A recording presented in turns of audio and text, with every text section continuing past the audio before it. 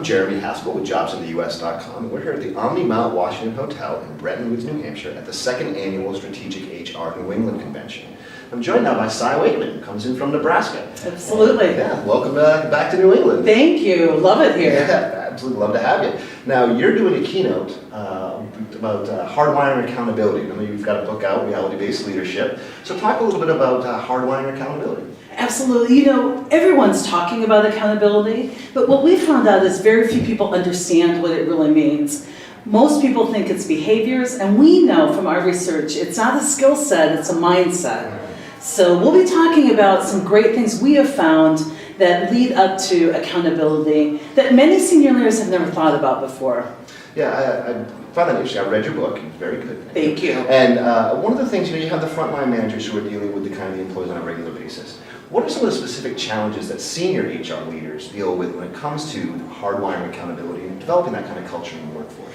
You know, when I talk to senior HR folks, one of the things they have difficulty with is really understanding how accountability really is hardwired. They really leave it up to the leaders as if the leaders can hold people accountable. What we found out from our research is the first step in accountability is commitment or willingness to do whatever it takes. So if senior leaders are adverse to really dealing with performance issues, they're asking their leaders to really work with the unwilling. And willingness is the first step. And so I talked to a lot of folks about buy-in's not optional and that's something the employee's got to give.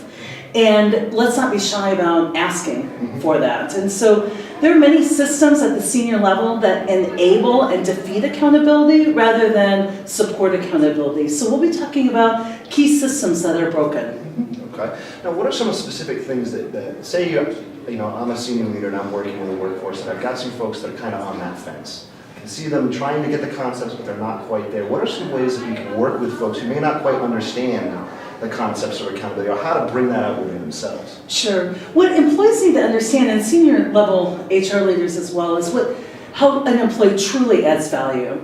We talk to employees about performance, but most senior leaders are talking to employees about performance, but what we know is that the true value of an employee is their performance, plus how zealously they're growing and developing. That makes sure their performance is sustainable. But it also is eroded by how emotionally expensive employees are. And so helping employees understand that there is a price to drama and that there's some rules they're playing by that simply aren't working in today's workforce.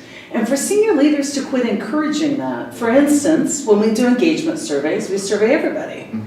And we're asking both Vicky Victim and Debbie Driver, for their opinion on the workplace. Well, to me, that's surveying the victims and it corrupts your data. Sure. So I help senior leaders use an engagement process by which we filter those answers through accountability so you're only listening to your highest accountable. And that way what you're fixing the organization is driving accountability because you can't please a high accountable and a low accountable with the same action. Sure. People are different and respond to different things.